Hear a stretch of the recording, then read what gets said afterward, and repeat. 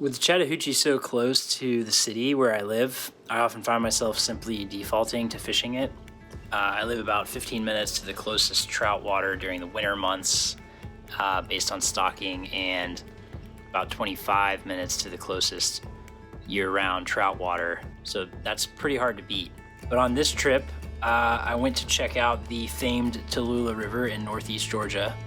I had heard a lot about it over the years and always meant to fish it, but would just, like I said, find myself defaulting to fishing things that are closer. So I hope to answer the question, is it worth the drive? It's about 2 hours from where I live, right in the middle of Atlanta. So you got to be down for about a 4-hour drive in a day if you're going to do it all in one day like that. So yeah, I fished with some competition fly fishermen, and we did tightline nymphing, Euro nymphing style fishing, and we were above Lake Burton.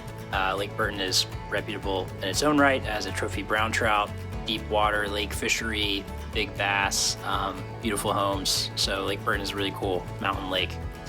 And it's all to answer the question, is it worth the drive? For me, the access spot was a good 2-hour drive one way from where I live in the middle of the city. That may not seem like much to many of you, but I've gotten spoiled by my close proximity to trout.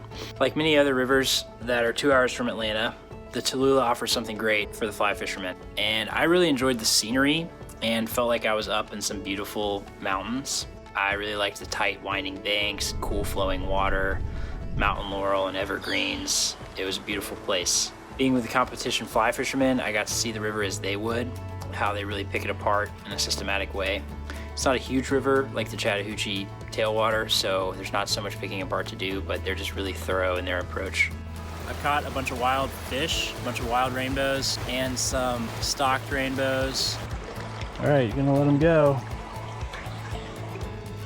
It's just a river with a lot of life in it. All in all, I'd say the Tallulah was worth it, and here's why. The coolest thing about it to me was that the road runs the length of the river for a good portion of it. It's pretty sick. That, I think, stuck out to me, and I didn't really know that or anticipate that going in. So it stuck out to me afterwards. I was like, this is really cool. It feels like other fly fishing destinations where you can just kind of run along the road, and if you fished a few runs, you can get back in your car and move the truck up a little ways and just explore a lot of water that way. There's just not that many places that are set up like that, at least not in Georgia. It feels like you're fishing somewhere where the fishermen and that part of recreation were really prioritized alongside the stream, like you're in North Carolina or something.